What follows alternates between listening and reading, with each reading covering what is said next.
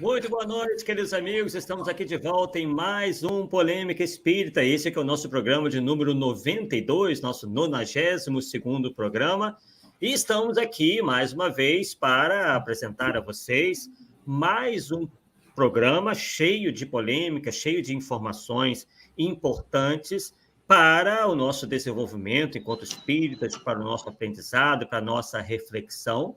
E estamos aqui acompanhados do Alex de Almeida e também, como sempre, do nosso querido Paulo Neto. Antes de falarmos com o Alex de Almeida, vamos dar aqui o boa noite ao Paulo Neto. Boa noite, Paulo Neto. Boa noite, Arthur. Boa noite, Alex. Boa noite, Fernanda. Fernanda hoje chegou ao primeiro lugar. Vamos marcar isso aí. Boa noite, Shirley. Boa noite, Cláudio. Bom, eu acho que o programa de hoje com a Alex está muito interessante, porque por mais que a gente fale que existem pessoas que fraudam, fica aquela ponta da dúvida, será mesmo? Então nós vamos trazer, vamos dizer assim, uma testemunha ocular, né?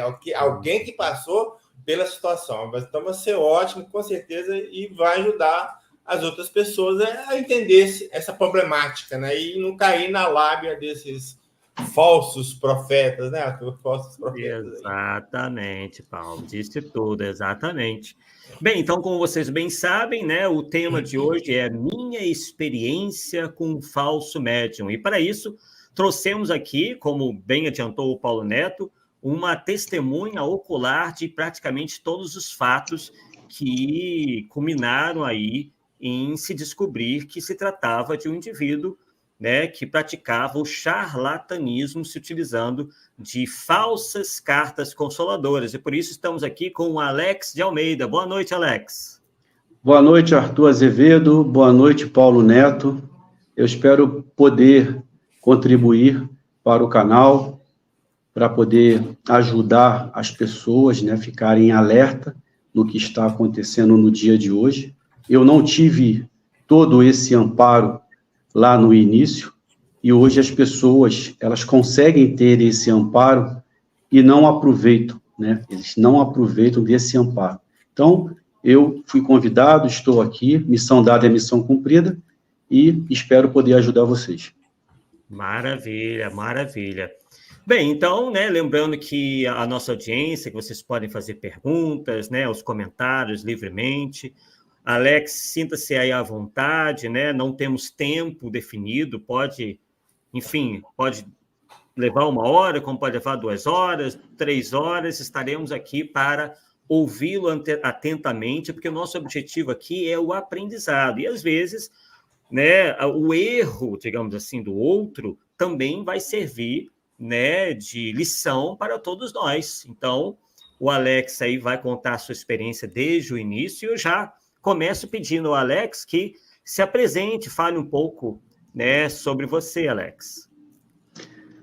O meu nome é Alex, eu morava no Rio de Janeiro, e em 4 de junho de 2016, a minha filha Larissa, uma filha única de 21 anos, ela sentiu uma dor de cabeça, teve um aneurisma e desmaiou e levaram ela para o hospital.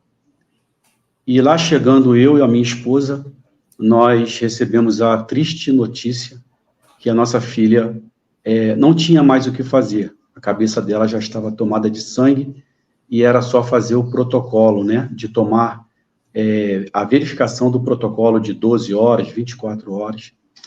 E ali começou o nosso luto.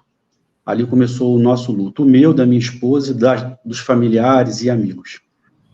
E depois que nós fizemos, né, toda aquela cerimônia do sepultamento, do velório, do sepultamento, que ela entrou no hospital no dia 4, no dia 5 ela teve morte, dada pelo médico, no dia 6 o coração parou de bater às 14 horas, porque eu não fiz a doação de órgão, hoje eu me arrependo, e no dia 7 ela foi sepultada às 10 horas. Depois de tudo isso, começou a nossa caminhada, a minha, da minha esposa, do namorado da minha filha e da minha sogra. E começamos a buscar, né, cartas, buscar o porquê, o para quê, começamos o buscar do alimentar da alma, né? Alimentar a alma para continuar a nossa caminhada, porque a dor era e continua sendo muito grande. E foi quando nós ficamos sabendo, por uma amiga nossa, que também entregou um filho, falando de um cidadão que psicografava cartas com CPF, com identidade, com placa de carro, com endereço. E eu já ouvi muito falar de Chico Xavier. Eu não era espírita. Tem 7 anos e 10 meses do desencarne da minha filha, são 7 anos e 10 meses que eu estou dentro do espiritismo. E é o que está me alimentando hoje, me ajudando nessa caminhada. Então, eu já tinha ouvido falar muito de Chico. E eu pensei, se ele psicografa com CPF, com identidade, com placa de carro, com endereço, ele é melhor do que Chico. Ele não é nem igual, ele é melhor do que Chico. Então, eu vou nele. E assim eu fiz. Eu, a minha esposa, a minha sogra, fomos até a uma casa, onde se designava um centro espírita, e lá começamos a frequentar em reuniões, até que um belo dia nós recebemos a primeira carta. Uma carta cheia de detalhes, uma carta com muito tempero para que faça você não perder a vontade, né, de continuar se alimentando. E depois dessa carta, eu e a minha esposa, fomos convidados a começar a trabalhar na casa.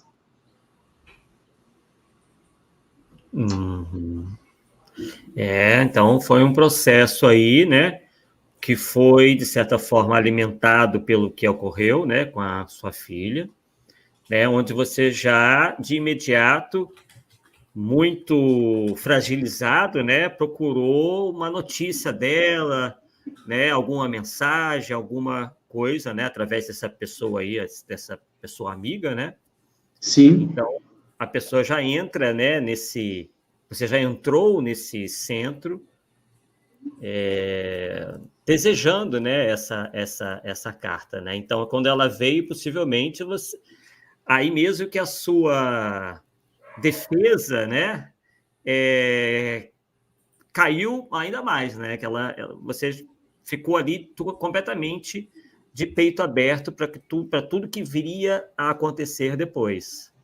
Certo, sim.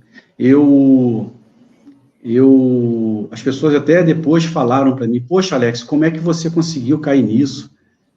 Como é que depois, né, que aconteceu, depois que foi divulgado, as pessoas ficaram sabendo, elas até vieram a me perguntar como é que eu caí nisso por ser militar, né, que eu sou militar da Marinha, eu estou na reserva.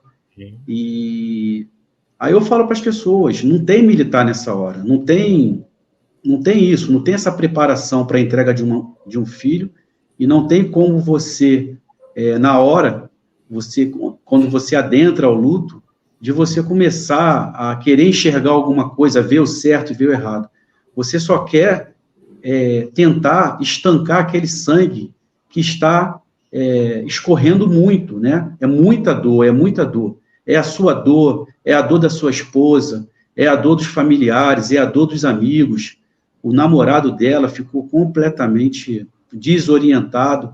Então, nós buscamos poder tranquilizar um pouco essa dor, né? Apaziguar um pouco essa dor. E acaba que a gente entra muito fragilizado. Eu costumo até dizer para as pessoas que as pessoas elas têm que começar a ter o discernimento de, mesmo com a sua dor, mesmo com a sua entrega, entre com 50% da emoção e 50% da razão. Sem dúvida. Então, como a gente estava percebendo, né, sua guarda estava realmente bem baixa, né, em função desse estado emocional que a gente compreende perfeitamente que estivesse realmente muito abalado, né? Aí tá, então você começa a frequentar lá esse centro. E quanto tempo depois que veio essa comunicação? Pretensa comunicação da sua falecida filha, sua filha desencarnada? Eu comecei a frequentar, minha filha desencarnou no dia 4 de junho de 2016.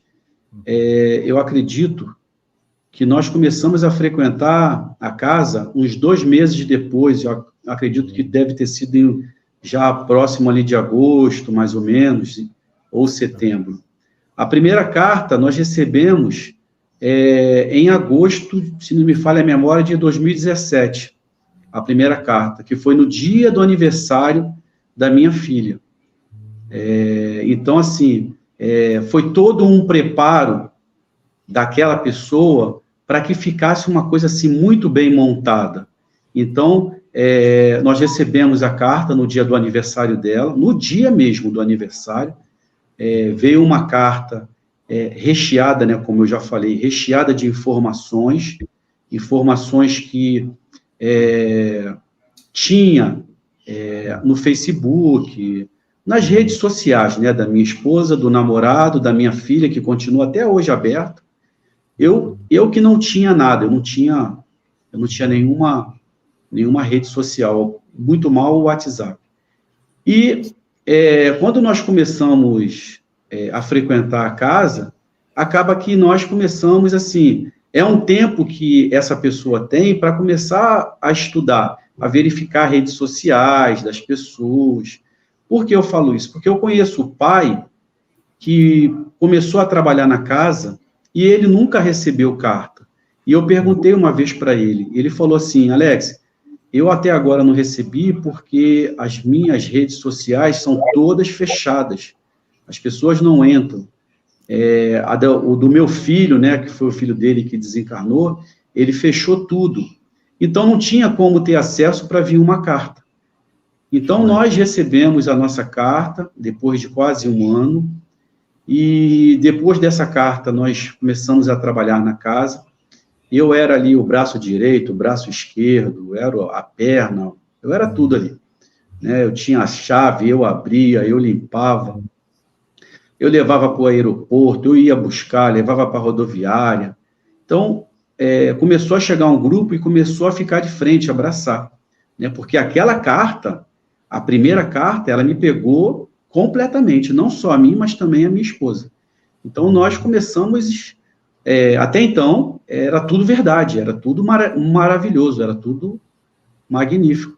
Só que, quando isso tudo vem acontecendo dentro da casa, né, que ele vem olhando, vem estudando, vamos conversando, vai ouvindo um papo aqui, vai ouvindo um papo ali, ele tem a precaução de não soltar logo uma outra carta, ele segura muito, entendeu? Porque a primeira carta, ela tem que ter uma validade bem extensa.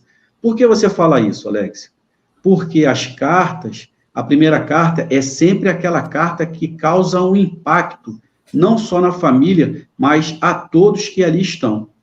Então, assim, é uma carta que tem uma validade bem estendida. Então, nós começamos a trabalhar, a divulgar, a levar pessoas para dentro da casa, divulgar, falando que era um trabalho sério, e, de repente, eu descobri tudo que era uma tremenda de uma farsa. Sim, sim. Então, você, assim que conhece a casa, se voluntaria, você e sua esposa, se voluntariam para realmente servir quase como braço direito do falso médium. Sim, sim. Quando nós recebemos a carta, na outra semana que teve a sessão, uma outra pessoa, também que trabalhava lá, chamou eu e a minha esposa numa sala e perguntou se nós gostaríamos de fazer parte da casa, né, daquele trabalho. E, com certeza, a nossa resposta foi sim. Ficamos muito, muito contentes, muito felizes, né, pelo convite, fazer parte de tudo aquilo, né, aquelas coisas que ajudam, né, que nós pensávamos, né, que ajudam as pessoas, que eram coisas sérias, e nós aceitamos de peito aberto, e ali começamos a trabalhar de uma tal forma que a nossa vida mesmo era só aquilo. Nós vivíamos para aquilo. Nós não tínhamos outras coisas a se fazer. E quando tinha, nós cancelávamos e nós mergulhávamos diretamente nisso para poder suprir, né? Para poder ajudar as pessoas e também suprir também a ausência também da nossa filha. Aham. E já havia muita gente frequentando aquela casa? Olha, aproximadamente umas de 30 a 40 pessoas, porque a casa era muito pequena. A casa era muito pequena, muito apertadinha, era uma casa pequena. Se não me falha a memória, tinham 2 quartos só, né? Sala, cozinha, banheiro. Era bem pequenininho, né? Tinha uma garagem que também não suportava muito, por causa que era altos e baixos. Então, era o pontapé inicial dele. Era uma coisa bem humilde, para que as pessoas pudessem olhar, né, ver toda aquela humildade e ficar assim, sentido com aquela situação e até mesmo começasse a querer ajudar de uma forma que aquilo pudesse crescer, né? Porque quando nós estamos dentro de um trabalho, que nós achamos que é um trabalho sério, a primeira coisa que nós queremos fazer é fazer aquilo crescer, é divulgar, é mostrar para as pessoas, né? Melhorar o ambiente. Então, era dessa forma que a gente pensava. Mas a quantidade ali era de 30 a 40 pessoas. Mas no decorrer daquilo que começou a ser divulgado, começou a chegar muita gente, né? Começou a ter trabalho mediúnico, né? Começou a ter trabalho mediúnico, a trabalhar com as pessoas. A minha esposa mesmo deu início a um trabalho mediúnico. Ele queria, né? Ele até pediu a ela que ela começasse a desenvolver também a parte da psicografia, de desenhos, dessas coisas. Então, selecionou algumas pessoas para fazer parte do trabalho mediúnico. Então, ele conseguia amarrar tudo de uma forma muito bem, assim, muito bem pensada, né? Ele é uma pessoa muito inteligente, só que ele usa a inteligência dele para o mal. Uhum. Muitos, inclusive, desenvolvem uma mentalidade psicopática, né? Eles enganam e não sentem o menor remorso. Sim. Por isso, né? São pessoas frias, calculistas. A minha esposa, quando ela não recebia a carta, porque tinha sempre sessões de psicografia que nós participávamos, chegavam muito cedo, né? Na parte da psicografia, e acaba que os próprios trabalhadores, depois que recebeu a sua primeira carta, não recebia mais carta. E aquilo era estranho para a gente. Por que só se comunicou uma vez e não vai mais se comunicar? É porque ele já tinha jogado a isca e já tinha pescado, então aquele já estava preso no anzol, ele jamais iria sair dali. Então, assim, quando a minha esposa não recebia as cartas, a minha esposa chorava, ela ficava muito para baixo. E ele ria, ele sorria daquilo. Né? E ele era uma pessoa, assim, muito fria. Ele é uma pessoa muito fria. E ele ria daquilo tudo. Então, aquilo começou a me deixar muito triste, muito chateado, porque eu achava que não seria dessa forma. Né? O espiritismo não seria dessa forma. Pelo menos para poder ajudar uma mãe, né? Não por mim, mas por ela. Mas, infelizmente, como não era nada de verdade, né? Então, não poderia se esperar muita coisa dele. Naquele momento ali, já havia algum meio de ele captar recursos? Captava recursos, né? Tinha a lanchonete na casa, que no momento das sessões de psicografia, conseguia vender as coisas, né, ali para as pessoas, e eram bastante coisa que vendia. Tinha a parte de rifas também, né, fazia rifa para poder angariar dinheiro, né, para que fosse, ele falava, né, no caso era ele que falava, que era para a melhoria da casa, mas tinha sim, tinha recurso sim. Então, ali já se via que tinha um movimento para a captação já de recursos, né? Muito sim, tinha. Paulo, alguma questão aí? Você chegou a perceber essa mesma situação que você passou em outras pessoas, ou tomou conhecimento, ou pessoas te procuraram para te relatar o problema delas também? Lá dentro da casa, Paulo? Não, depois que você saiu, depois que você descobriu a história, tá? Teve pessoas que te procuraram para contar a situação deles também, trocar informação com você, alguma coisa nesse sentido?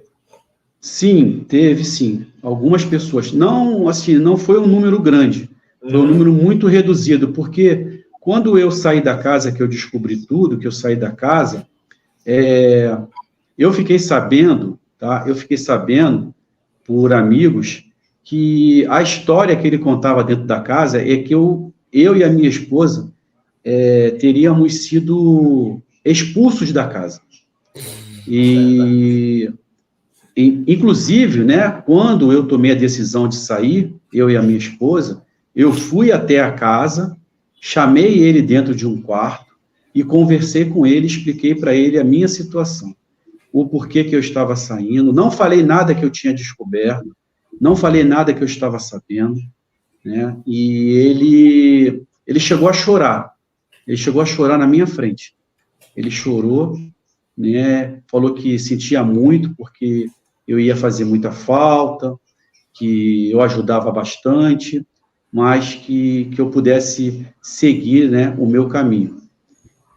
Logo em seguida, ele vem com essa situação, porque aí ele descobriu, aí ele já ficou sabendo que eu já estava sabendo, então ele começou a divulgar dentro da casa que eu e a minha esposa, nós fomos expulsos da casa por mal conduta.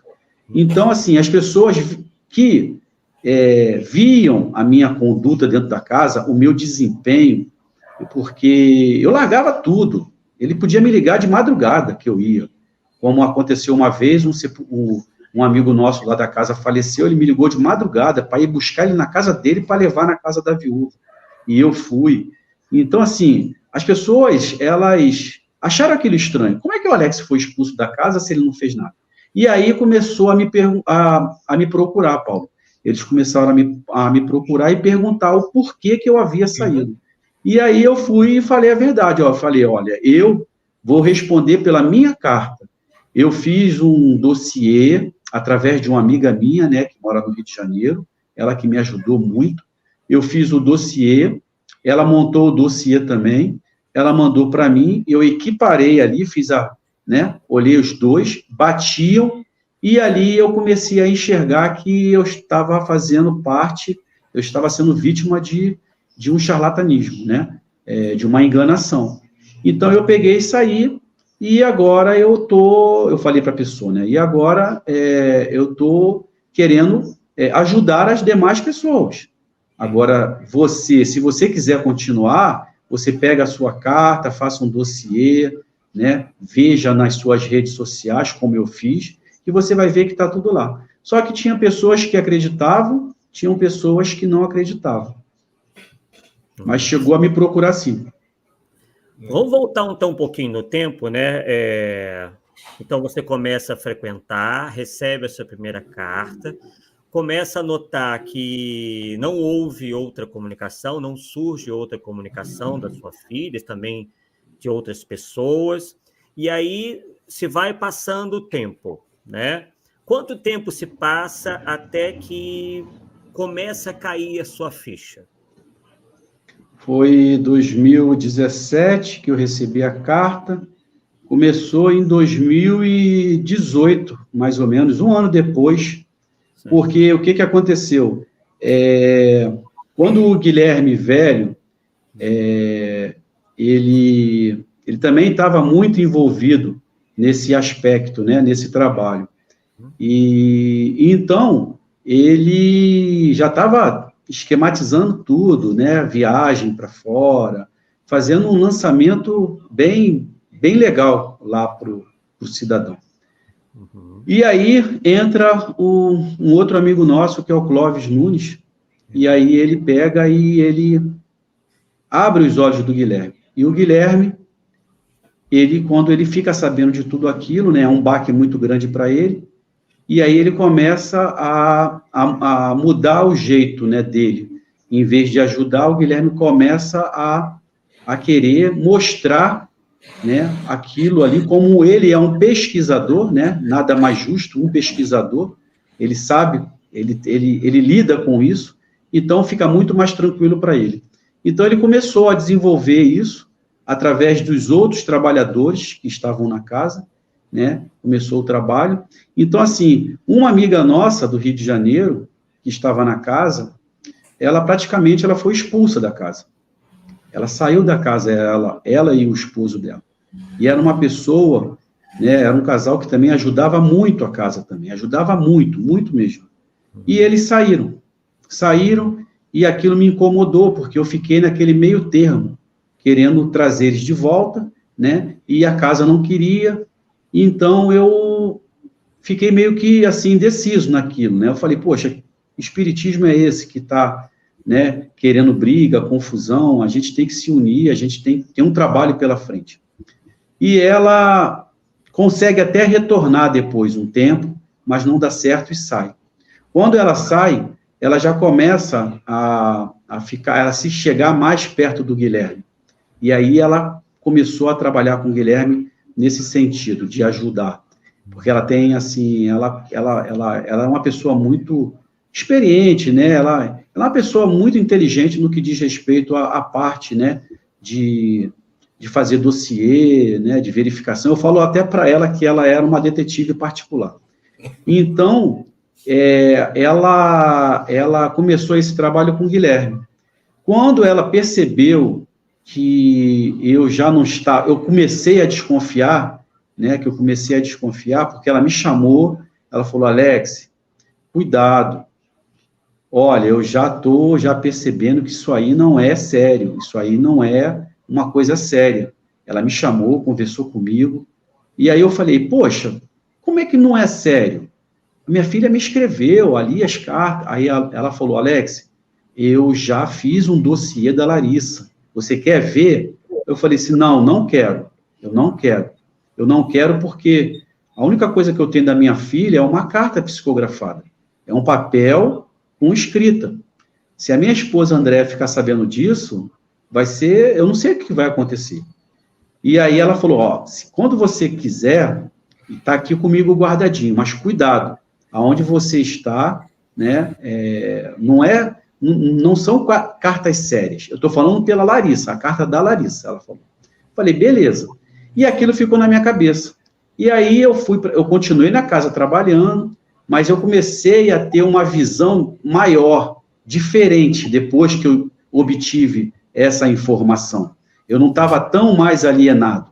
Então, eu comecei a enxergar mais ele, ou a casa. E aí eu comecei a detectar alguns erros. Ele era muito grosso com os trabalhadores, ele xingava trabalhador, né? E aí eu comecei a perceber aquilo, eu falei, poxa, como é que... Eu sempre coloco, né, o Chico Xavier. Será que o Chico Xavier iria xingar os trabalhadores? Será que o Chico Xavier ia maltratar os trabalhadores dele, que estão aqui de graça, trabalhando de graça? E aquilo me incomodava. E aí, um belo dia, eu resolvi, né, com aquelas informações, eu falei, vou pegar a carta e vou montar um dossiê aqui à minha maneira. E aí eu comecei a montar esse dossiê. Quando foi 6 horas da manhã, era como se eu tivesse feito a exumação do corpo da minha filha. Então, eu entrei em contato com ela, né, com essa minha amiga, falei com ela, olha, eu fiz o dossiê aqui, me manda o que você tem para ver se vai bater. Ela me mandou e batia tudo certinho. Todas as informações que estavam na carta estavam no Facebook da minha filha, da minha esposa, tudo. Nome de cachorro, tudo. As frases que a minha esposa falava, tudo estava na carta. Então, assim, quando eu descobri aquilo, quando eu tive a certeza, eu não cheguei a falar para minha esposa, né? Eu não falei para ela, porque eu teria que ter um cuidado em falar, em passar isso para ela, essa informação. Eu segurei o máximo, continuei um pouco na casa, mais um pouco, para obter mais algumas informações, e quando eu vi que não dava mais para mim, né, que eu não estava mais aguentando olhar para a cara dele, vendo toda aquela situação, aí eu fui lá, né, com toda a educação, fui lá, cheguei lá chamei ele para conversar, conversei, inventei uma desculpa, falei que eu ia tratar da minha esposa, que eu ia me afastar, que não dava mais para ficar, porque estava tomando muito meu tempo, e foi aquilo que eu falei, ele chorou, ele falou que ia fazer falta, que a nova casa já estava sendo, já iria começar a ser construída, né, porque hoje não estão mais nessa casinha pequena, já estão numa casa grande. Então, eu peguei, né, e me retirei, e aí eu comecei a conversar com o Guilherme, conversar com essa pessoa, conversar com o Clóvis, e nós começamos aí essa caminhada aí para poder ajudar aquelas pessoas que estavam sendo enganadas, ou até mesmo aquelas que iriam começar a ser enganadas. Perfeito. E me diga uma coisa, Alex, qual é o modus operandi em relação às cartas? Ele se propunha a escrever as cartas ali no momento da reunião, ou ele já vinha com as cartas prontas? Como é que era isso? Olha, as cartas, ele psicografava ali na frente de todo mundo, tá? Na frente de todo mundo.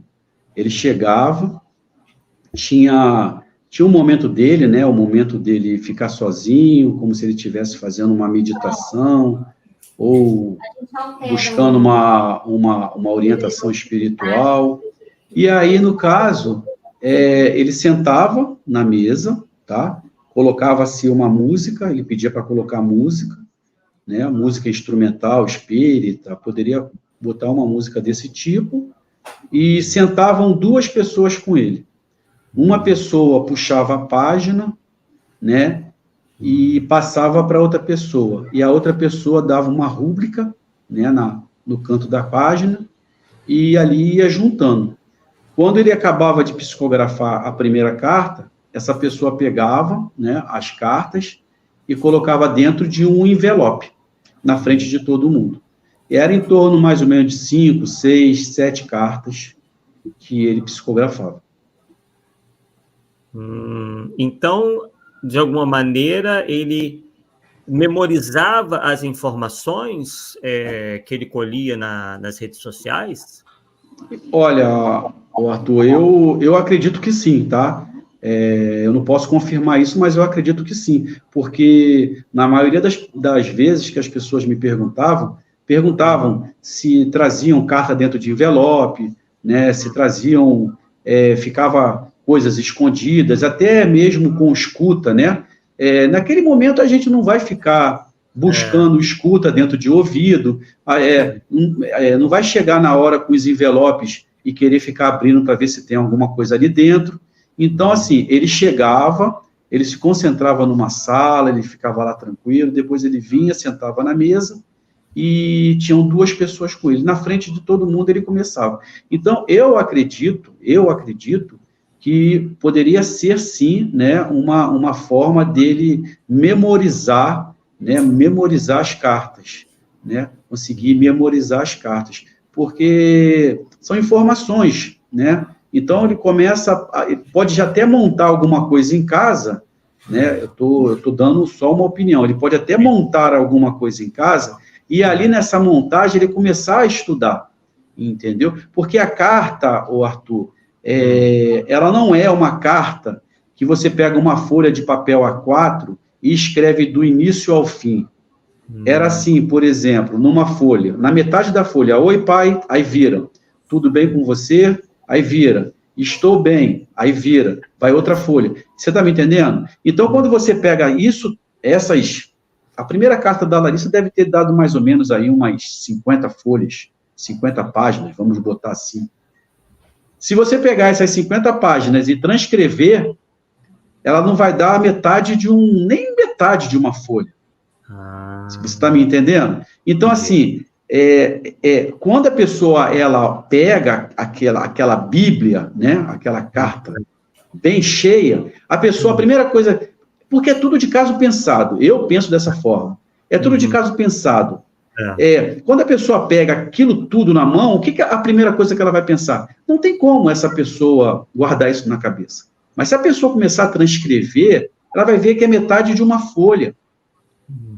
A gente, eu falo para as pessoas, você que gosta de um cantor, né? Eu, por exemplo, adoro Legião Urbana. Se pedir para cantar as músicas do Legião Urbana, de tanto eu ficar ouvindo, de tanto eu ficar cantando, eu já memorizei ela. Eu posso psicografar as cartas do Legião Urbana. Você está me entendendo? Então, assim, mas são 5, 6, 7 cartas. É que as pessoas, hoje em dia, elas não têm o conhecimento da capacidade do cérebro humano, do quanto que você pode usar. De 100%, nós só estamos utilizando aí 5% e muito mal. Só que ele, com a inteligência dele, ele usa o máximo possível para o mal. Então, as pessoas acham que, por elas não ter a capacidade de poder guardar essas informações na sua mente, ela acha que todo mundo vai ser igual a ela. Mas se você entrar hoje no Google, né, e você jogar lá curso de mentalização, essas coisas, você mentaliza, você guarda, né, você consegue guardar. Então, assim, tinha um espaço grande da psicografia de uma para outra, tinha um espaço grande. Então, eu acredito sim nessa sua, quando você fala se poderia ser uma memorização de cartas, eu acredito que poderia ser sim. Você bem citou, pode ter sido uma escuta, né? Alguém ditando para ele. Isso. Ou uma boa memória fotográfica, nós mesmos lá no canal estamos vendo. Mas eu acho que quando você tem 7 CPF para colocar, 7 placas de carro, 7 números de telefone, o negócio complica. Eu acredito mais no ponto, tá? No ponto de escuta. Não estou falando que não existe outra possibilidade, eu acredito mais neste. Porque aí é muito mais fácil, alguém lá de fora vai ditando e vai copiando, é muito mais fácil. Correto. É porque nós, né, é o que eu falo, ninguém está aqui afirmando que tinha ponto, que tinha isso, que tinha aquilo, mas pode ser sim uma hipótese, que já tinha sido até levantado anteriormente, né, só que nós não, na época, nós não tínhamos isso na cabeça. Para a gente, era realmente o espírito que estava ali ditando, né, e de uma forma tranquila a gente aceitava, acreditava com a nossa fé. Tem uma pergunta aqui do Vladimir Cabral, né, dentro dessa nosso ponto de agora.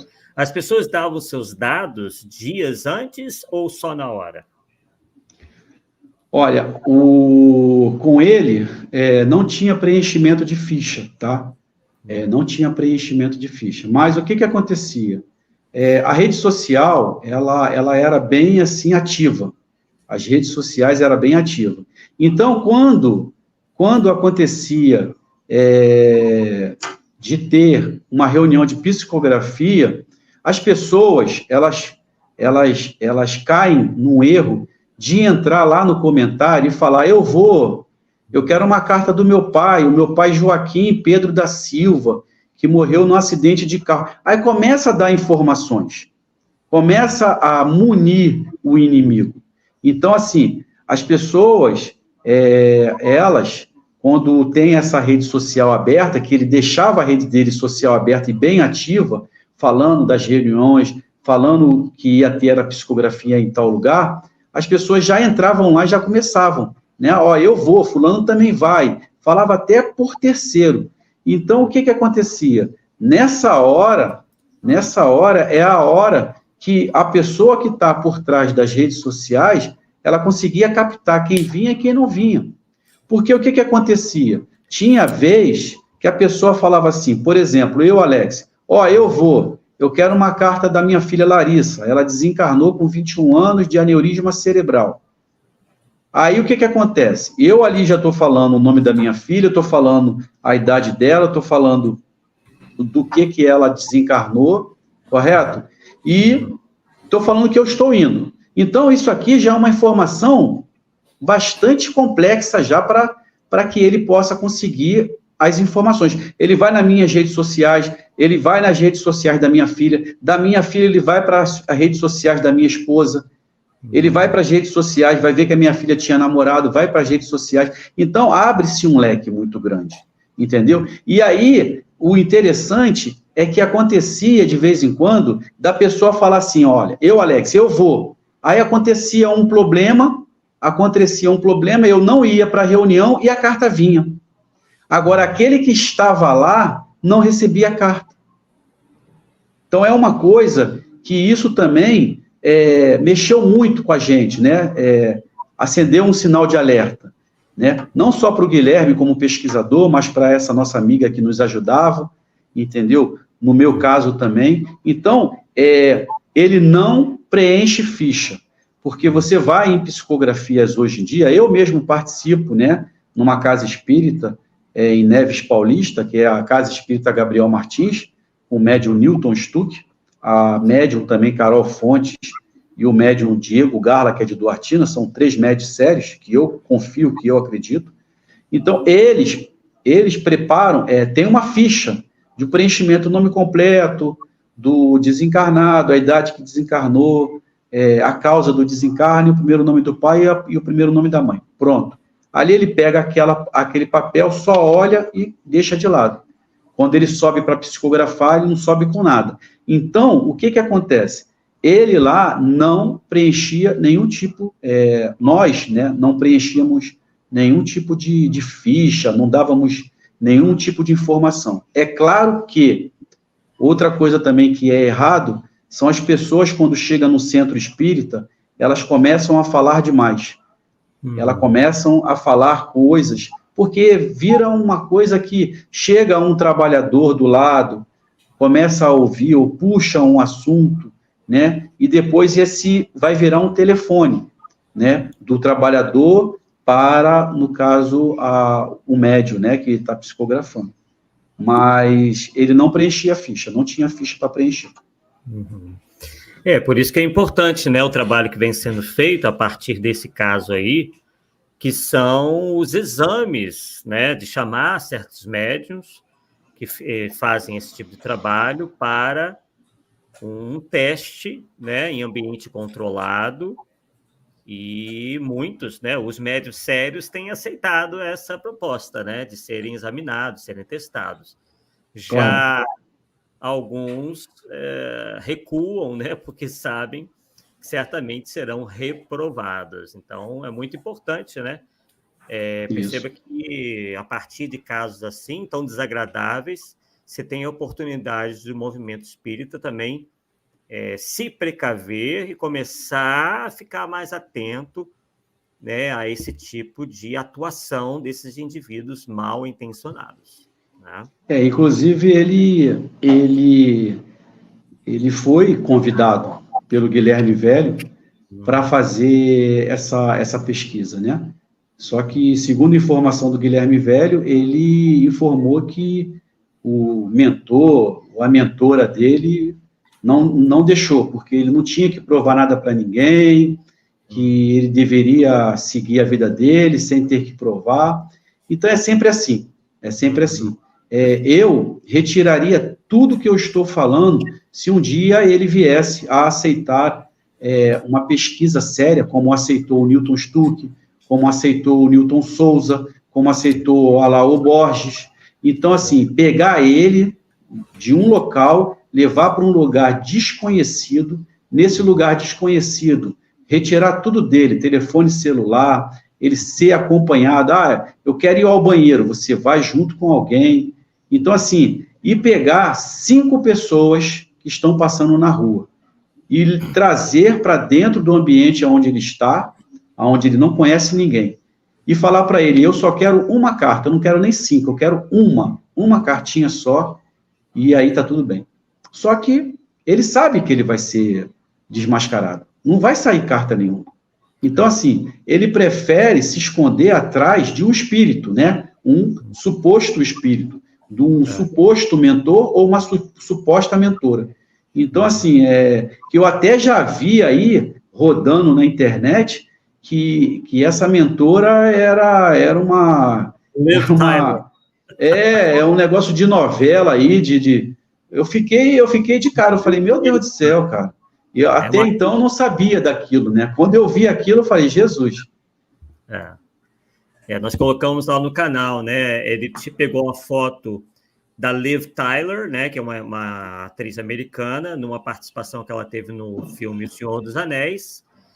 E aí modificou como se fosse um desenho, né? Pegou a foto dela, transformou em desenho, e depois se descobriu, né, que, na verdade, era um retrato fiel da atriz americana que ele colocou como se fosse Isso mentor mesmo. espiritual dele, né? E Então, quando eu vi, eu falei, meu Deus do céu, até isso, Jesus. Mas fazer o quê, né?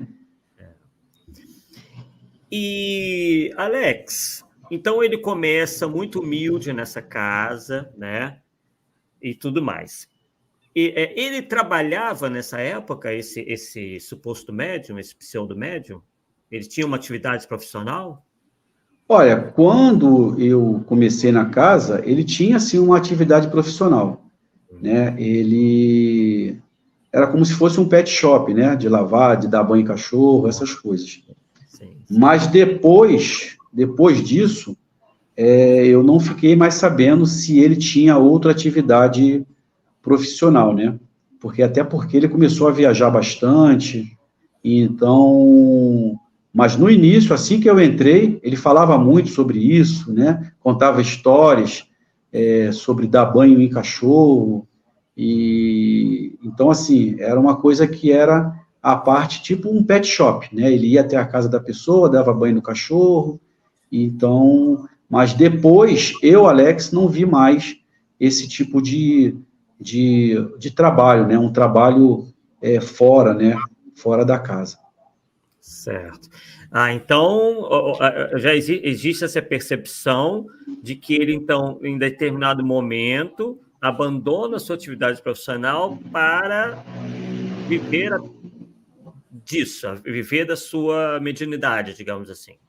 Sim, sim, porque depois eu não fiquei sabendo, porque tinha muitas viagens, né, tinha viagens aqui mesmo no Brasil, ele começou a viajar para o exterior também, né, então, assim, não tinha como ele ter algo, né, ele deu início à faculdade, eu acredito até que ele já terminou a faculdade dele, então...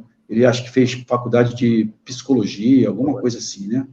Então, é uma coisa que quando eu entrei na casa, a percepção que eu tive, porque ele falava, era que ele trabalhava nesse ramo de banho, né, de cachorro. Mas depois, eu não vi mais. Então, se entende, né, que ele para um trabalho, né, que era o trabalho dele, para ele começar a se dedicar mais a sua suposta mediunidade. Que já é um sinal, né, bem claro aí, né, e já o coloca sob suspeição, né? Quer dizer, começa a viver dos frutos do seu trabalho mediúnico. E parece também que ele teria psicografado um livro, não é isso? Da mentora dele. Sim, sim. Eu acho que ele psicografou, eu acho que tinham, pelo que eu acompanhei, eu acho que tinham 2 livros, eu acho, que aí começou a venda de livros, né? Começou a venda de livros. Nas psicografias, começou a vender livro, mandava para outros lugares para poder vender. Então, assim, começou uma arrecadação, né, em dinheiro com a venda dos livros. Aí tinha a venda no caso da cantina, quando tinha psicografia, tinha a parte do bingo, tinha bingo, que fazia bingo, nós fizemos um almoço, né, com bingo, nós fazíamos também rifa, também na hora da psicografia, né, tudo isso arrecadava dinheiro, um pouco daqui, um pouco dali, e aí conseguia, né, arrecadar um bom dinheiro. Aí agora, se eu vou falar, né, aí eu não sei, se ele utilizava desse dinheiro para o sustento dele, aí eu já não sei informar, porque eu não fazia parte dessa parte aí do financeiro, da parte de contabilidade. Já era uma outra pessoa que tomava conta. Eu ia realmente perguntar isso, né? Se você chegou a perceber alguma alteração muito grande no padrão de vida dele. Mas eles são certos, né? Eles geralmente escondem bem isso, né? Porque se você der o start muito rápido, se você for com muita sede ao pote, acaba levantando, né, uma poeira muito grande, e aí vai ficar vai ficar muito à mostra isso aí. Então, assim, ele tinha um padrão de vida dele, pelo que eu entrei, pelo que eu saí, era um padrão de vida o mesmo que ele tinha quando eu entrei, quando eu saí. A única coisa que ele fez é sair de uma casa que eu acreditava que era alugada e adquiriu uma outra casa lá, que aí eu também não sei como é que ele adquiriu a casa, se foi financiado, se pegou empréstimo. Eu sei que ele conseguiu um imóvel, até porque eu ajudei na mudança, eu, a minha esposa, nós pintamos a casa para entregar, nós ajudamos no nosso carro a fazer a mudança. Então, ali também não se passou para ninguém, ninguém ficou sabendo de que forma foi que ele adquiriu o imóvel dele. Realmente essas coisas são complicadas a gente ficar sabendo. E assim, no geral, Alex, por que, no caso dele, você acha que ele se envolveu? Qual era o objetivo dele ao fazer esse trabalho tão enganoso, né, de se fazer passar por médium e pretensamente psicografar essas cartas consoladoras? Olha, na minha percepção, ele queria fama. Primeiro, ele gostava de fama, né? Ele queria ser conhecido, né? Ele queria ser diferenciado. Eu acredito que depois dessa fama, né? Porque ele ficou muito conhecido mesmo. Inclusive, quando eu estava na casa trabalhando, eu montei uma rádio web na casa, né? E essa rádio, eu fazia um acompanhamento, nós tínhamos pessoas de fora do país acompanhando a rádio, acompanhando o trabalho de psicografia, entendeu? Porque ele fazia as leituras, né? Fazia tudo, então as pessoas gostavam de acompanhar de longe. Então tinha muita gente de fora do país. Então, assim, primeira coisa era a fama, porque eu acredito que aquilo trazia para ele um alimentar, né? Assim, alimentava o espírito dele, alimentava o ego dele, né? Ele era muito vaidoso nesse sentido. Então, assim, e depois dessa fama toda que ele teve, né? Eu acredito que depois poderia entrar outras coisas, né? Outras situações que ele pudesse estar angariando, tirando proveito, né? Porque a fama, ela estava chamando. A fama, ela chamou bastante coisa, né? Chamou pessoas importantes, chamou pessoas de situação financeira muito boa. Então, assim, isso tudo, quando você tem na sua mão, quando você tem à sua volta, você consegue, né? Começa a fazer aquela situação de que você começa a jogar os problemas, né? Tipo, poxa, estou precisando de um terreno para poder montar uma casa maior, porque aqui está muito apertado. Então, aquilo, né, no meio de todos, então aquilo acabava comovendo aquele que tinha dinheiro no bolso, que estava muito bem envolvido, e ia para casa pensando naquilo, né? E a pessoa, num belo dia, chegava lá e doava um terreno, como aconteceu. Então, assim, é muito, muito bem esquematizado. Não é uma coisa, assim, da noite para o dia. Se montou um esquema muito importante, muito, assim, muito bem montado. E ele conseguia, dessa forma, tirar proveito aos poucos, né? Da fama, da situação, de ajuda, de preciso disso, preciso daquilo. Então, assim, aos pouquinhos. Se ele conseguisse, né, se ele conseguiu guardar algum montante em dinheiro, isso nós não ficamos sabendo.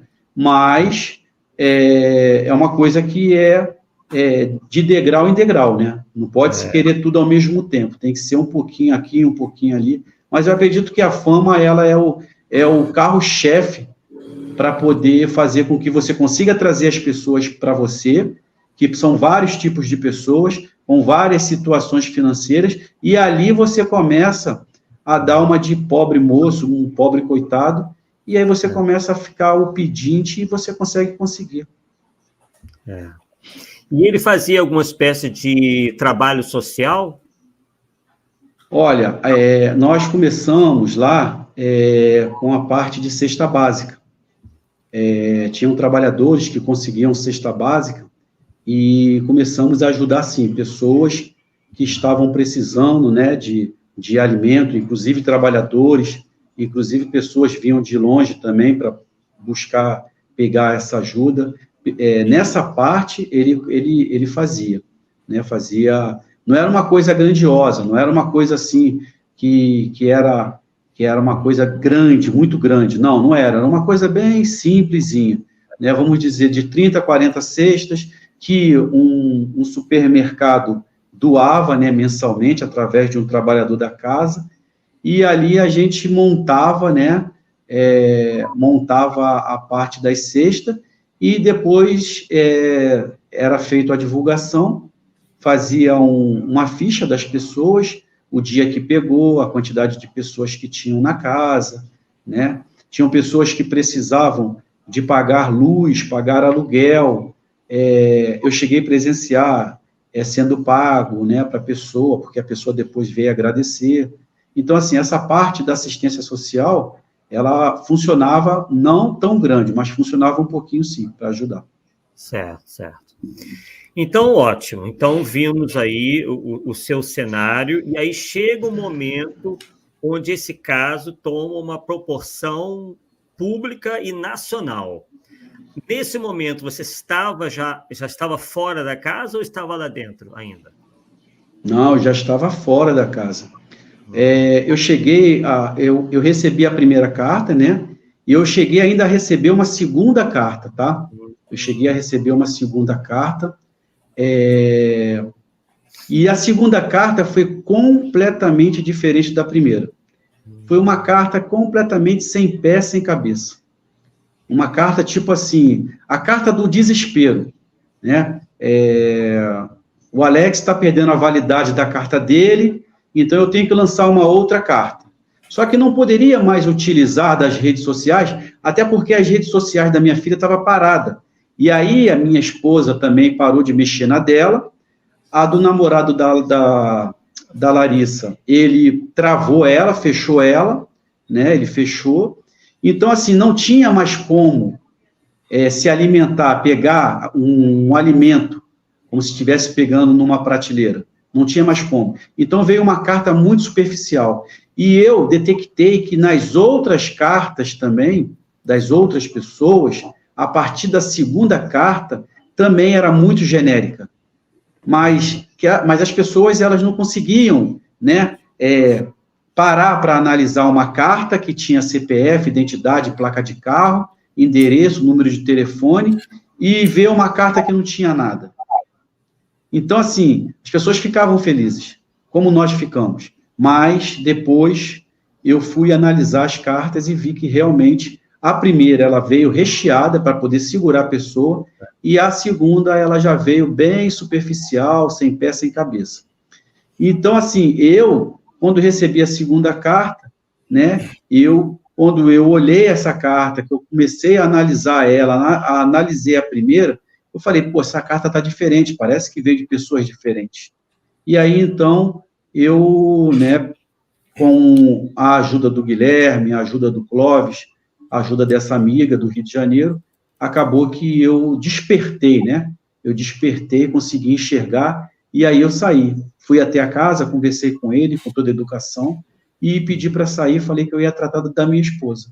E depois que eu saí da casa, aí eu mergulhei de cabeça, né, juntamente com o Guilherme, juntamente com essa nossa amiga, de poder despertar as pessoas, né, de poder levar para as pessoas, mostrar para as pessoas aquilo que estava acontecendo. Porque era uma maldade muito grande, né, com o coração de um pai, de uma mãe, de uma filha. Não estou aqui querendo botar na balança, né, a entrega de um filho, de uma filha para um pai, para uma mãe, não, cada um sabe aonde a dor aperta. Então, assim, Alex, eu me preocupei em querer ajudar, porque quando eu descobri, como eu já falei, é como se eu tivesse feito a exumação do corpo da minha filha. Para quem nunca participou de uma exumação de corpo, é a pior coisa. Eu já participei de duas. Já participei de 2 exumações, e parecia que eu estava fazendo a exumação do corpo da minha filha. Então, eu não queria isso para as outras pessoas. Então, eu comecei, né, a trabalhar no sentido de querer despertar, de ajudar as pessoas.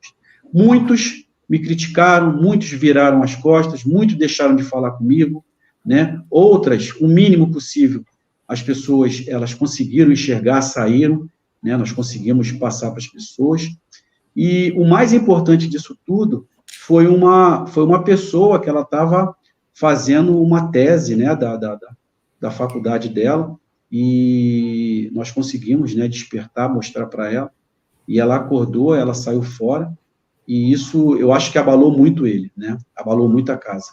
Ele acabou que ficou com muita raiva, ele já estava com raiva, né, mas depois disso, porque isso ia chancelar ele. Ele poderia pegar essa tese e mostrar para todo mundo.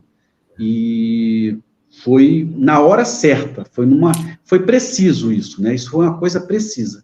E aí nós conseguimos despertar essa pessoa acordou e nós conseguimos ajudar ela também. Mas esse grande trabalho que teve, né, da mídia, né, que saiu aí no Fantástico, que saiu aqui no Brasil e fora do Brasil, foi depois que eu estava fora da casa. Certo. Em relação só um pouquinho. Em relação aos dados que se pegava nas redes sociais para compor as cartas, você percebeu que era só ele que fazia esse tipo de coisa, ou tinha mais gente com ele, ou pessoas do grupo dele, um grupo mais fechado, que fazia essa coleta para passar para ele, entendeu? Se deu tempo de você perceber isso, porque de repente nem deu para perceber, né? Não, como eu já tinha falado, Paulo, ele chegava para psicografar, era uma coisa centralizada nele, tá? Eu não posso afirmar para você, falar para você, olha, tinha A, B, C ou D com ele. Tinha uma equipe montada, eu não posso falar isso. O que eu enxerguei era que ele, né, ele era o carro-chefe disso. Agora, sim, é claro que, de repente, ninguém faz uma coisa sozinha, né? Essas coisas não tem como você fazer sozinha, centralizar para você. Você tem que ter uma distribuição. Uma pessoa que mora com você, a sua esposa, ou o seu melhor amigo, a sua melhor amiga, né? Para poder fazer com que a coisa ande. Porque era muita coisa para se fazer para uma pessoa só. Mas eu, Alex, assim, no tempo que eu fiquei na casa, é aquilo que eu já falei. A gente, quando está na dor, a gente não consegue enxergar essas coisas agora que eu estou enxergando. A gente fica muito com aquela coisa de cavalo ali, a gente só quer olhar para frente, a gente só quer acreditar que aquilo é verdade. Se alguém chega para você e fala que é mentira, você quer até voar no pescoço dele. Por quê? Porque é a única coisa que nós temos. Sim. Se uma pessoa, como essa minha amiga falou para mim, Alex, olha, cuidado. Eu fiquei muito chateado com ela, no ato que ela me falou. Por quê? Porque era a única coisa que eu tinha. Era uma carta. A minha filha, entendeu? Então, assim, quando a gente está dentro da casa, a gente não consegue ter essa percepção. O pouco tempo que eu fiquei na casa, já com a antena ligada, eu também não consegui perceber isso, entendeu? Porque ele era muito, assim, essa pessoa, ele era muito reservada, ele pensava muito, ele articulava, entendeu? Não era coisa assim, estabanada. Ele dava um passo de cada vez. Ele pensava, ele analisava lá na frente o que ia dar, se desse errado ele voltava, isso eu consegui ter essa percepção. Ele é uma pessoa muito inteligente, entendeu? Então, assim, ele não deixava muito, assim, ponta sem nó, coisas aparecendo, entendeu? Mas o tempo que eu fiquei lá, eu não consegui perceber se tinha mais pessoas com ele aí, formando uma equipe, né? Aí eu não posso afirmar. Mesmo porque se tivesse percebido, você já teria, né? Já teria, já estava também no... Ia perceber, rolo, né? Isso mesmo. Você sabe que a gente tem, em termos de público, nós temos universos diferentes, né? Então, tem público que gosta muito de assistir live, outros presenciais, outros gostam de ler. A pergunta é, você está pensando ou já fez alguma coisa por escrito, tipo um livro ou um artigo grande sobre esse caso seu? Não, eu não pensei nisso, não. Te dou até Eu te dou até o título, você quer? Cartas Paulo. Consoladoras, como fui enganado. Cara, você não calcula que o alcance, cada um tem o seu nível de alcance, é isso que eu estou querendo dizer. Vou falar com o Guilherme. Isso, juntos os dois. Vou falar com o Guilherme. Quer ver que a coisa não é tão difícil? Pega essa gravação desse vídeo aqui, outros lugares que você fez, transforma esse texto, nós temos programas na internet que fazem isso, e depois que você tem isso lá, você faz, junta tudo, está praticamente pronto, cara. Certo. O trabalho é mínimo. Mas eu não pensei, não. Eu não pensei nisso, não. Assim, eu tenho um site, se você fizer, eu coloco no meu site. Então tá bom. Tá? Eu vou falar com o Guilherme. Eu tentarei colocar num outro lugar que divulga e-book. Eu tenho que ter o material para apresentar para a pessoa, para análise, mas a chance é grande de colocar lá também. E a gente vai divulgando por esses outros meios. Entende? Certo. Eu vou falar com o Guilherme, que o Guilherme tem essa experiência aí de livros, né? Se ele topar, a gente senta e começa assim, que vai ajudar bastante as pessoas. Pô, eu até publicar mesmo, de forma impressa, sei lá. Verdade. Boa ideia. Bem, a Fernanda, né, já está perguntando aqui se vocês chegaram, então, a ser perseguidos, se outras pessoas também foram perseguidas. A perseguição foi da seguinte forma. Ele tinha um poder de persuasão, né? Ele tem um poder de persuasão muito grande. Ele abre a boca, ele fala com uma paz, com uma tranquilidade, quando ele quer. Quando ele quer, ele consegue. E isso ele faz com que as pessoas, né? Tipo assim, vamos dizer, olha, o Alex fez isso, aí fica martelando isso na cabeça da pessoa. Aí a pessoa vai, porque eu não mudei o meu número continua o mesmo. Desde o acontecido, eu continuo com o mesmo número. Desde 2016, eu continuo com o meu mesmo número. Se fosse o caso, eu até trocaria, mas não troquei. Então, assim, as pessoas me ligavam, me ameaçavam, eu sei onde você mora, eu sei onde você está, você está estragando um trabalho. Então, eu venho sofrendo, agora até diminuiu mais, mas eu vinha sofrendo com muita intensidade, inclusive até a minha mãe, descobriram o telefone da minha mãe, que mora em Fortaleza, não sei como, mas descobriram o telefone da minha mãe, e chegaram a ligar para ela com ameaça, e ela falou comigo, filho, ligaram para cá falando que vão fazer isso com você, o que está acontecendo? Aí eu expliquei para ela, falei, mãe, não esquenta a cabeça não, que não vai acontecer nada, se tivesse que acontecer, já tinha acontecido, mas até as pessoas falavam, Alex, faz o seguinte, grava a conversa, printa a conversa, vai numa delegacia, faz um boletim de ocorrência. Eu, sinceramente, na maioria das vezes, vai ser até assim uma coisa assim, até interessante. Tinha vez que as pessoas me ligavam com um tom de voz, com raiva, falando que ia me matar, que ia fazer e acontecer. E eu ia ouvir a pessoa, depois eu falava, eu posso falar agora? Pode falar. Eu falei, você sabe da minha história? Não. Aí eu contava a minha história para a pessoa, eu explicava o que aconteceu, e a pessoa acabava que, poxa, eu não sabia do seu lado. Então, o que falta para as pessoas é saber do outro lado, e também saber ouvir, saber acreditar. Não é só ficar numa forma só, porque quando você fica só na dele, você vai ficar alimentando isso, e você acaba que você começa a fazer uma perseguição de uma pessoa, como eu vinha e venho sofrendo, né? Sem nenhum conhecimento. A pessoa liga para outra para ameaçar sem saber da história dela, o que aconteceu com ela. Então, chegou o momento de eu conseguir reverter essa situação, mas eu sofri e sofro ainda ameaças ainda. Mas boletim de ocorrência, delegacia, eu não quero isso para mim, não. Eu entrego na mão de Deus. Se eu tiver que partir pela mão de alguém de lá, eu vou partir, tranquilo. E do ponto de vista doutrinário, Alex, ele inicialmente se dizia o quê? Espírita, espiritualista? Assim que eu cheguei na casa, a casa era uma casa espírita kardecista. Depois que eu saí da casa, aí se denominou várias coisas. Até então, quando teve a matéria, né, lá no Fantástico, se não me falha a memória, ali ele fala que ele não era espírita kardecista, né? Ele fala ali que era que era outra situação, né? Então, assim, ele começou a tirar... Por quê? Por causa da FEB, né? Da Federação Espírita. Primeiro que a casa não era federada. A casa não era federada, entendeu? A casa não era federada. Então, assim, quando ela não é federada, a própria FEB, ela não pode fazer nada, né? Não é federada, não está sobre a nossa responsabilidade. Então, o que acontecia? Ele não federou a casa, não federou, e acabou que, quando, né, aconteceu tudo, que veio à tona, a primeira coisa que ele foi falar, né, que ele foi passar para as pessoas, foi que, olha, eu não sou espírita de Kardec, eu não sou kardecista.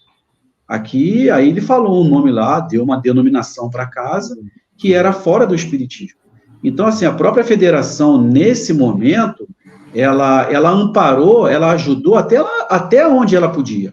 E eu, a Alex, né, o Guilherme, nós entendemos essa situação e agradecemos o que eles fizeram, o que eles poderiam fazer, até porque não estavam sobre a responsabilidade. Uma coisa é a casa ser federada, está sobre a responsabilidade da FEB. Outra coisa é eu abrir aqui uma casa espírita aqui, não é federado, falar que eu sou espírita de Kardec, né, que eu sou kardecista, e daqui a pouco acontece uma bomba, e aí a FEB ela vai vir em cima de mim? Não tem como, né? Eu acredito que possa ser dessa forma.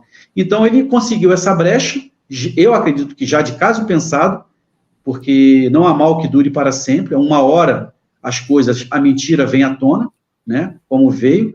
Então, assim, é mais uma porta que se abre para ele tentar fugir. Olha, eu não sou espírita kardecista, não, eu sou, aí dá uma outra nome lá, né? Eu já fiquei sabendo que já ficou pulando de galho em galho, já foi para outras coisas, né? Porque eu até procurei até me desligar, depois que eu fiz a minha missão, depois que eu cumpri a minha missão, eu procurei me desligar, Arthur e Paulo, porque isso é muito desgastante.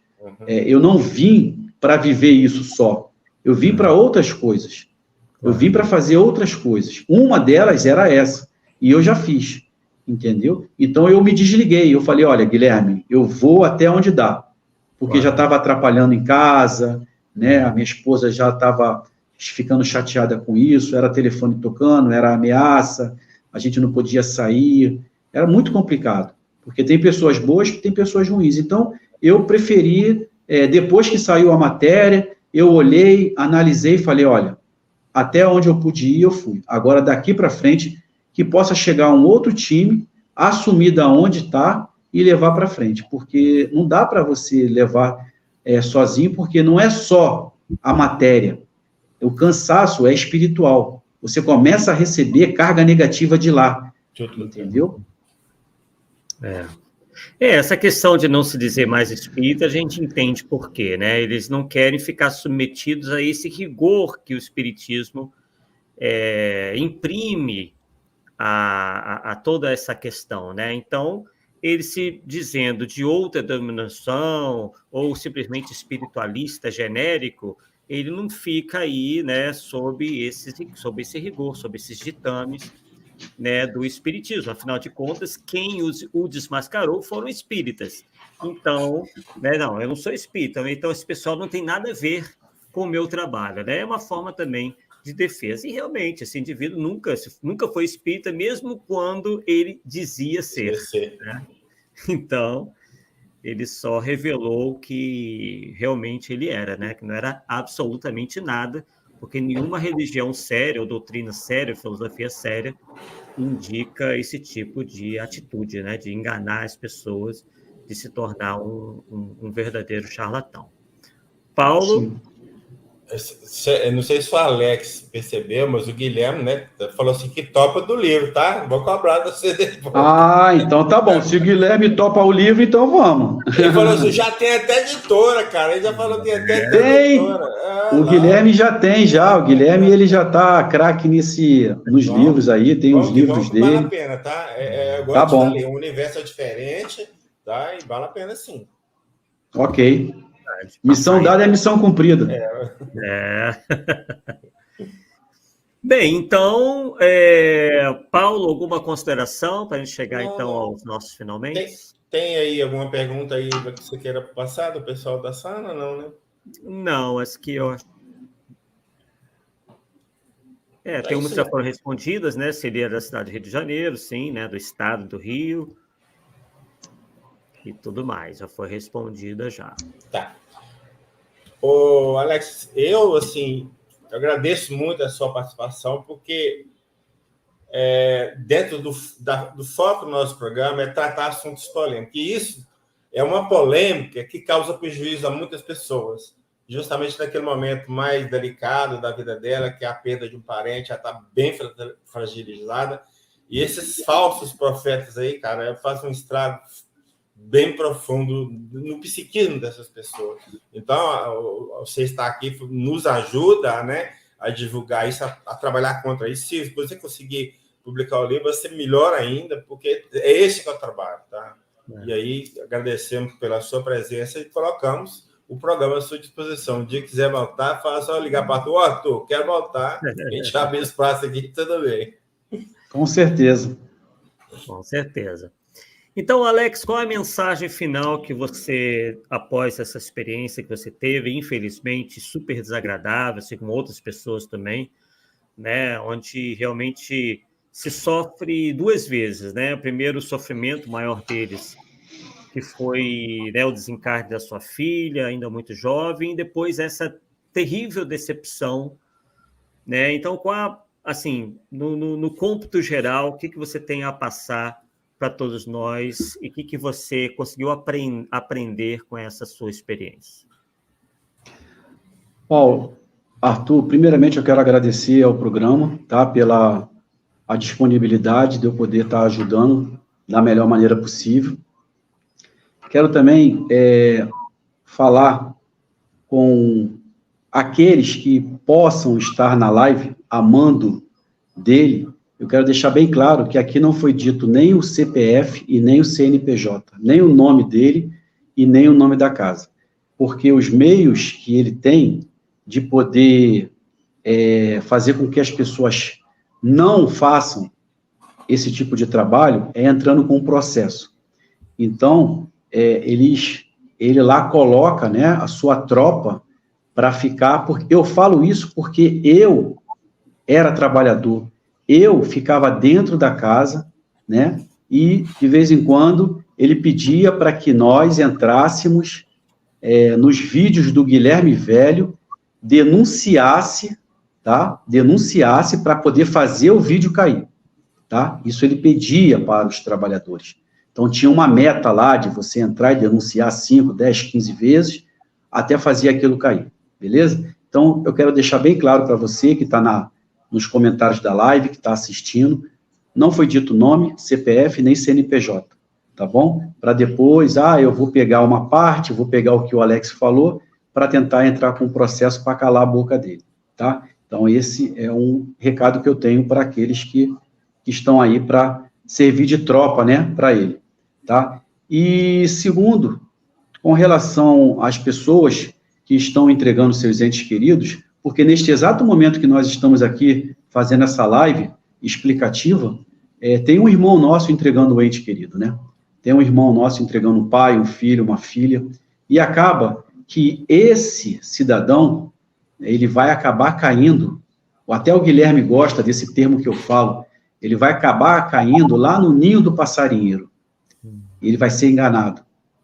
E nós que já fomos enganados, a gente conhece, a gente sabe, né, da dor, sabe da dificuldade. Então, eu falo para você que está entregando agora o seu ente querido, que está entregando o seu pai, que está entregando a sua mãe, eu sei da sua dor. Eu sei da dor de um pai que entregou um filho. Agora, eu peço a vocês hoje, vocês têm, com muita facilidade, aquilo que eu não tive lá atrás. Vocês hoje têm os vídeos, até do próprio Arthur, mostrando para todo mundo o que está acontecendo, não só na linha de Kardec, mas na linha de Umbanda, de Candomblé. Você tem livros, você tem palestras, você tem uma matéria do Fantástico. Então, você tem um alimento muito grande, coisa que eu lá atrás eu não tive. Em 2016 eu não tive isso.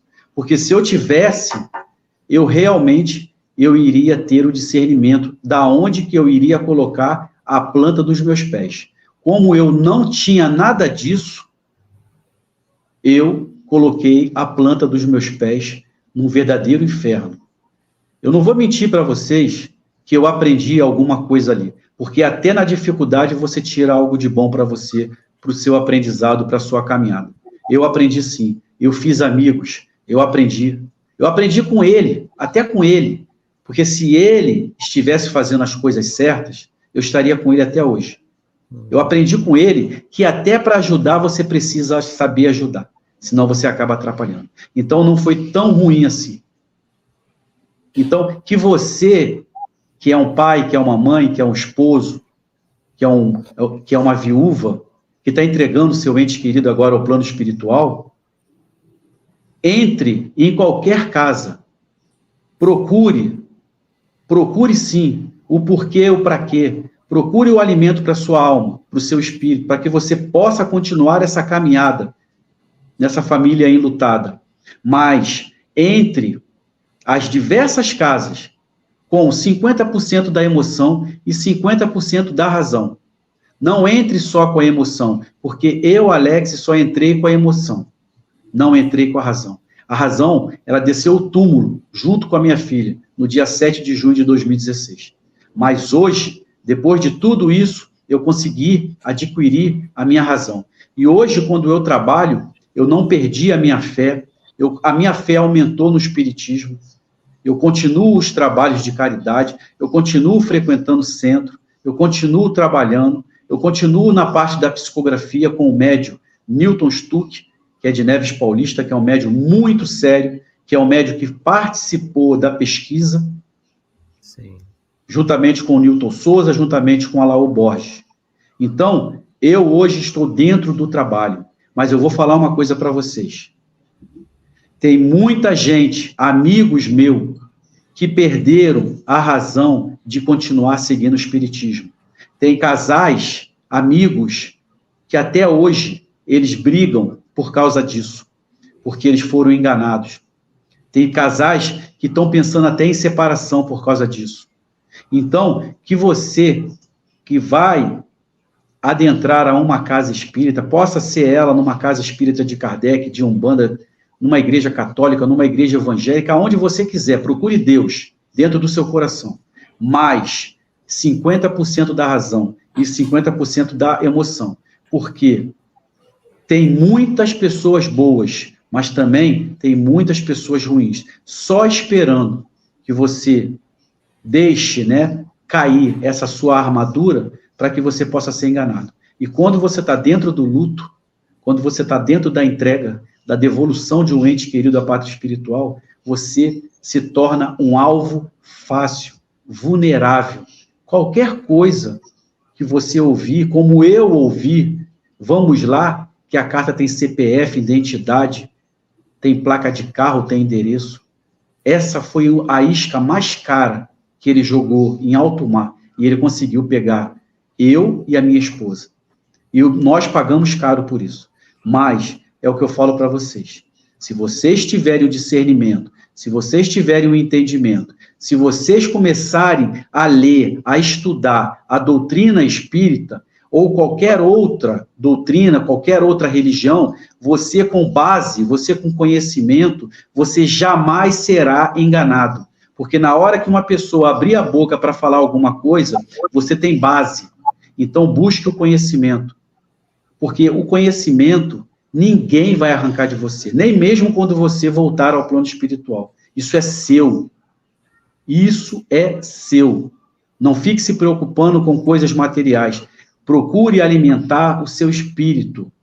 Deixe de materializar o espírito. Vamos espiritualizar a matéria. Porque se você não espiritualizar a matéria, se você não buscar conhecimento, se você não ler, se você não buscar, não procurar, ficar sentado num sofá ou deitado numa cama esperando a morte chegar, o conhecimento não vai chegar e você vai ser alvo fácil, como eu fui lá atrás.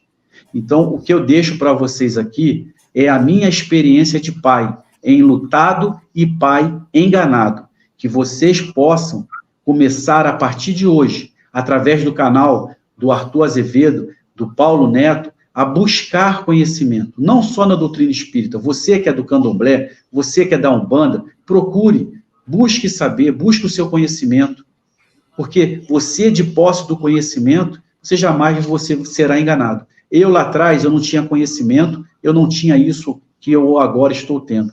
Então, eu fui muito fácil, eu fui uma presa muito fácil. Então, eu não quero que aconteça com vocês o que aconteceu comigo. Então, eu deixo aqui para vocês, tá, esse meu relato, deixo aí para o Arthur, para o Paulo Neto, quando precisar de mim, para qualquer coisa é só me chamar. Eu tenho um canal no YouTube, né, que eu tenho as cartas psicografadas da minha filha, que eu recebi do Newton Stuck, eu venho recebendo do Newton Stuck, da Carol Fontes e do Diego Gala, que é de Duartina. Eu recebo cartas dele, graças a Deus, e dessas cartas eu busco fazer o quê? Eu leio as cartas e depois eu faço um ponto de reflexão de um pai enlutado em cima de uma carta de uma filha que está no plano espiritual. E eu coloco lá no meu canal. O meu canal é o canal Alex de Almeida. Quem quiser entrar lá, dar uma força, Alex de Almeida. É separado, tá, gente? Alex, separa D, separa Almeida. É como se estivesse escrevendo meu nome como está aí, ó. Alex de Almeida. Quem puder entrar, deixar um compartilhamento, se inscrever, divulgar, porque o canal, ele foi feito para ajudar, tá? Esse canal foi feito para ajudar a levar aquelas pessoas que entregaram seus entes queridos, que moram longe ou moram perto de médios charlatões, que não podem receber uma carta, pelo menos eles podem se alimentar da carta da minha filha. Então, eu deixo aqui o meu canal, deixo aqui o meu abraço, o meu respeito, tá? O meu comprometimento com o Arthur, com o Paulo Neto, e se precisar de mim, nós vamos estar juntos, se Deus quiser. Excelente, excelente, né? Eu acho que você cumpre aí um dever, inclusive, né, de passar essa sua experiência para que outras pessoas sejam alertadas, se premunam. Você bem alertou aí, né, e incentivou o estudo da doutrina espírita, que realmente, quando bem estudada, nos faz ficar, né, com os olhos abertos em relação aos charlatães, aos mistificadores, tanto encarnados quanto desencarnados. Então, realmente, muito interessante. Inscrevam-se aí no canal do Alex, né, Alex de Almeida, aqui no YouTube, né, que vocês vão poder extrair ainda mais informações lá, como é que foi essa carta, os depoimentos dele, enfim, os vídeos, que certamente são muito importantes, né? Inclusive aqui o Newton Stuck, né, já está na nossa lista aí para a gente... Isso! Falo aqui para o programa, o Alaor Borges já esteve, né? Também o Newton Souza. Orlando de Noronha. Isso aí, todos vão, no momento certo, virem aqui ao programa para a gente não falar apenas dos maus exemplos, né? E sim dos bons exemplos. Com certeza. Eu já fui conhecer o trabalho do Orlando de Noronha, é um trabalho magnífico também, excepcional, né? O Orlando de Noronha, a esposa dele, são pessoas, olha, maravilhosas. Eu já conheço o trabalho do Alaor Borges, já recebi uma carta psicografada pelo médium Alaor Borges, uma carta maravilhosa também, recebi no Rio de Janeiro. Já recebi do Newton Stuck, do Diego Gala, da Carol Fontes. Não conheço o trabalho do Newton Souza, mas um dia, se Deus quiser, eu vou à Fortaleza para conhecer o trabalho dele. Tem também o lá de Uberaba também, que não é o Alaor Borges, esqueci o nome dele agora, ai meu Deus. Eu esqueci o nome dele agora, puxa vida. Então, eu também conheço o trabalho dele, eu fui também lá em Uberaba também, numa excursão para conhecer o trabalho dele. Então, assim, existem médios sérios? Existem médios sérios. E esses médios sérios, eles precisam aparecer, eles precisam falar, eles precisam falar sobre os trabalhos dele. É o Carlos Bacelli. Carlos Bacelli também, eu já conheci o trabalho dele, é maravilhoso. Então, assim, seria trivial, seria excelente se o Arthur, se o Paulo Neto, né, chamasse esses médios aí para poder bater um papo com eles, ouvir um pouquinho a história deles, porque é muito, muito interessante. Sem dúvida, a oportunidade vai vai surgir, né, para a gente convidar esses outros médios aí. O Alaor já esteve, vamos, né, ver a possibilidade dos outros estarem também. Bem, então, Paulo, né, quer fazer mais algum comentário, Paulo, final, realmente? Não, é isso mesmo, já falamos. Maravilha. Então, agradecendo aí mais uma vez o Alex, né, de Almeida, que nos trouxe aí o seu relato, né, realmente que enriquece bastante os nossos conhecimentos, que nos premune, como eu já disse, né, acerca desses trabalhos aí visando enganar as pessoas, indo na contramão do que o Espiritismo ensina, indo na contramão, né, de outros trabalhos, esses sim, bastante sérios dentro da seara espírita, né? Então, o Alex aqui terá sempre as portas abertas, né, para novas participações, novas reflexões mais para frente, né, Alex? Então, agradecemos a você mais uma vez, né? Ficamos felizes aí de você ter recebido, né, essas comunicações dessa feita verídicas, né, da sua querida filha, né, que se encontra no plano espiritual, né? Realmente não sabíamos desse detalhe. E vamos agradecer também a todos que aqui estiveram. Não tivemos nenhum ataque, nada disso, né? Nosso público aqui realmente sempre bastante colaborativo, mas, claro, como você falou, né? Existe todo o grupo dos fanáticos que ainda estão comprando essa ideia, né, dessas pessoas. Então, às vezes, eles realmente se manifestam aí quando tem a oportunidade. Mas, graças a Deus, dessa vez não ocorreu.